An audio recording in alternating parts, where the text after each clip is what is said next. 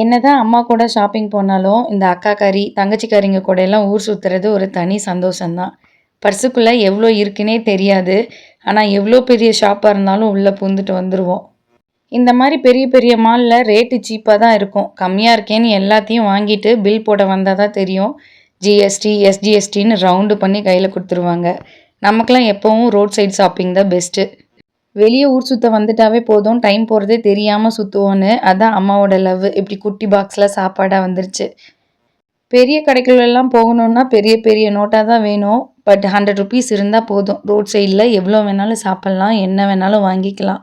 இது ஈரோடில் இருக்க கொங்காலம்மன் கோவில். ஹோல்சேல் கடையில் தான் பூண்டு இஞ்சி எல்லாம் வாங்குவோம். அம்மா எப்போவும் இங்கே தான் வாங்கிட்டு வந்து தருவாங்க. ரேட்டெல்லாம் கொஞ்சம் ரீசனபிளாக இருக்கும். நான் வரும்போதும் வாங்கிட்டு போவேன். கிளம்பும்போது மழை பிடிச்சிருச்சு. சூடாக டீ குடிச்சிட்டு வீட்டுக்கு கிளம்பிட்டோம். நாளைக்கு இன்னொரு குட்டி விலாகில் பார்க்கலாம்.